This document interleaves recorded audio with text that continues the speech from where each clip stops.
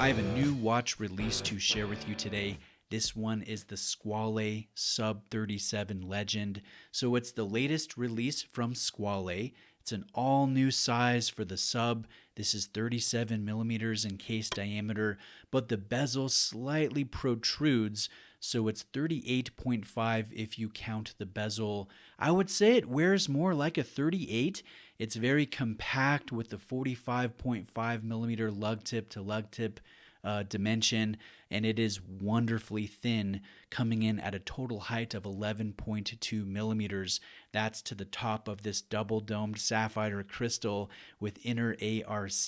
So very comfortable on the wrist, very thin, very compact, and I really enjoy how thin this is, especially with the with the fact that this has 300 meters of water resistance. Now, it is a model that reflects a lot of light. The case, the bezel, the crown, the hands, even the buckle are an entirely polished finish, so a lot of light play, a lot of reflections, a lot of areas that will show fingerprints and hairline wear marks, but I think it is an attractive execution. The only brushed area that I see here is on the flat steel case back. Now, for reference, my wrist is 7.3 inches in circumference, and I really enjoy this fit. I can definitely pull it off. Yes, I would personally prefer the sub 39 millimeter dimensions with this watch, but I think a lot of you will prefer the 37. This is a watch release that speaks to a lot of traditionally sized sport watch collectors, and it definitely wears more like a 38 like I mentioned earlier. Now, inside the case is an Elabor grade Solida. This is the SW200-1 movement. There is no date complication here, and fortunately no ghost date position in this signed thread down style crown. Now here's the bezel action.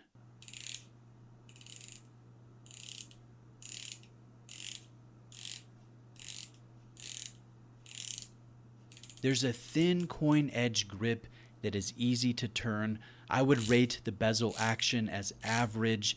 It has a good mechanical sound, a good mechanical feel. There are well-defined positions, and there is no backplay. Now, the bezel material is K1, and I love the fact that the indexing is fully loomed.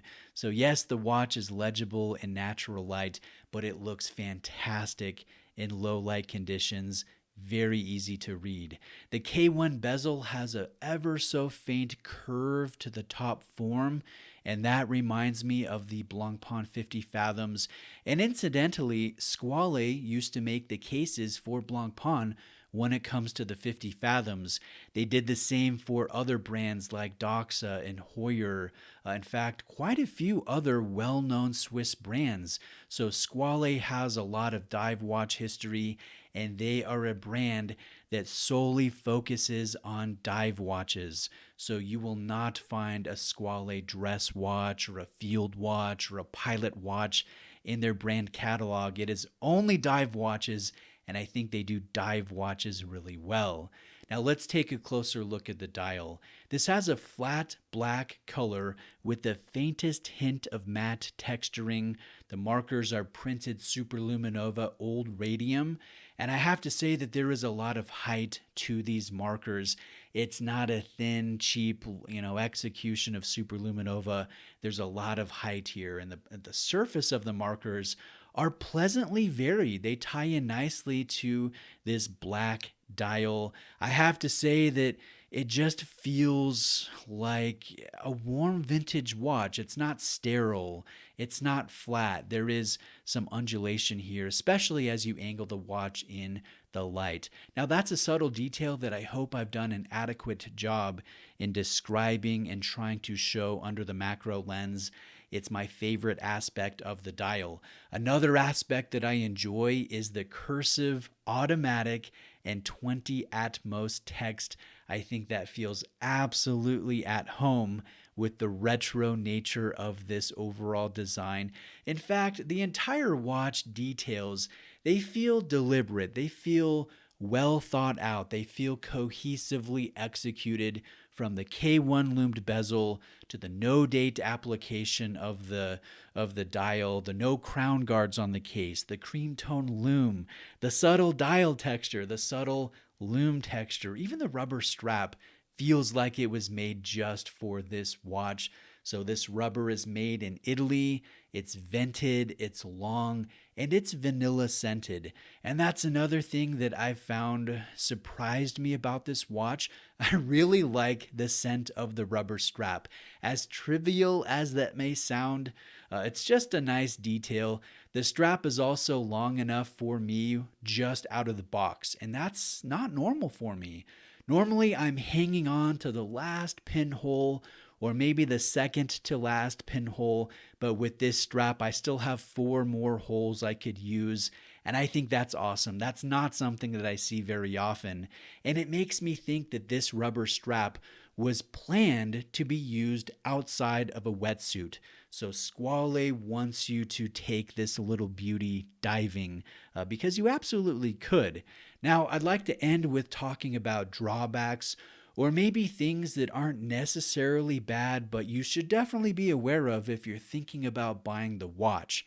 One, I just mentioned, it's the vanilla scented rubber. I personally enjoy it, but you might not. I don't know. There are quite a few watch collectors out there that don't enjoy wearing fragrance or noticing a scent.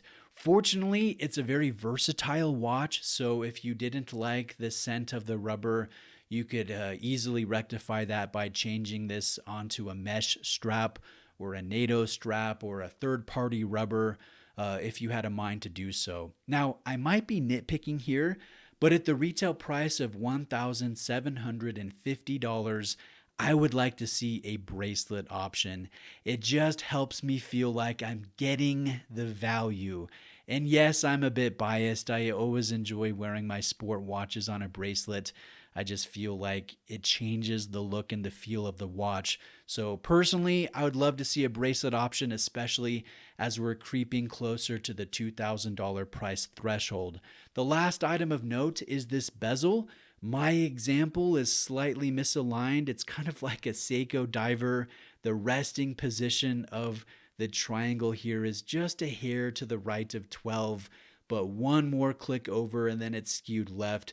And that's certainly disappointing to see. I can't speak to the other units of the production run if they will have that flaw or not. Overall, this is a lovely little retro celebration at an attainable price.